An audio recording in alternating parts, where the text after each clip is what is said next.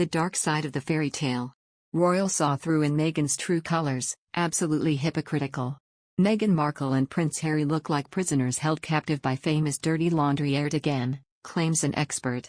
Darren McGarvey has said that the Duke and Duchess of Sussex's whirlwind romance was fit for a Disney movie, but the reality now looks more like tragedy than fairy tale. Darren has accused Meghan of airing out her dirty laundry in public with the legal fight with a Sunday newspaper, as well as claiming that the royal couple are, more like prisoners, held captive by fame. In a dig at Meghan and Harry, Darren said that, anyone who sets out to become famous for fame's sake, hoping it will change how they feel about themselves, is in for a rude awakening.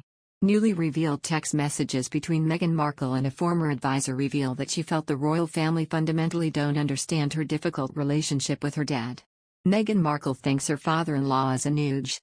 Text messages released as part of her lawsuit against Associated Newspapers Limited reveal that she felt her husband Prince Harry was being chewed out by his father, Prince Charles, over her father Thomas Markle's tendency to blabber to the press. In the messages, the Duchess of Sussex told her former communications chief, Jason Knauff, about her plans to write a note to her father, who decided at the last minute not to attend his youngest daughter's May 2018 wedding.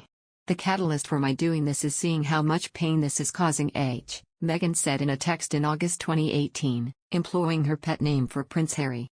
Even after a week with his dad, Prince Charles, and endlessly explaining the situation, his family seemed to forget the context, and revert to "can't she just go and see him and make this stop?"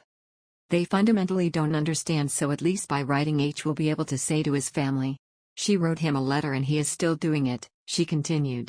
By taking this form of action I protect my husband from this constant berating, and while unlikely perhaps it will give my father a moment to pause. The former Suits actress was shrewd enough to realize that such a letter to her father could be leaked and even used fewer paragraph breaks and numbered pages so it couldn't be easily taken out of context. Obviously everything I have drafted is with the understanding that it could be leaked, so I have been meticulous in my word choice, she wrote. Markle also discussed her decision to start the heartfelt missive with Daddy. Given I've only ever called him Daddy, it makes sense to open as such, despite him being less than paternal, and in the unfortunate event that it leaked it would pull at the heartstrings, she wrote.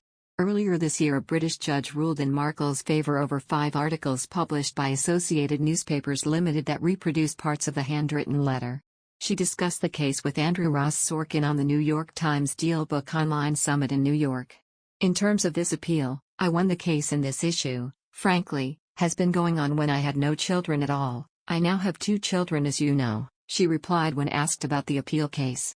It's an arduous process. But again, it's just me standing up for what's right, be it in this case or in the case for economic and professional parity we're talking about today, Markle continued. At a certain point, no matter how difficult it is, you know the difference between right and wrong. You must stand up for what's right, and that's what I'm doing. Meghan Markle, after all, marrying into the royal family isn't just a major step in your personal life, it's also a new job. Much has been made of the fairy tale side of Meghan's journey and how easy it was to be swept up in the romance of it all. But people seem to forget that fairy tales are some of the darkest literature we have, filled with monsters, witches and tough moral lessons. And the moral here is this: if you buy into the game, you have to accept that people will expect you to play by the rules. If you want to quit the game, fine. But you can't expect to still hold on to the chessboard and its pawns once you're out.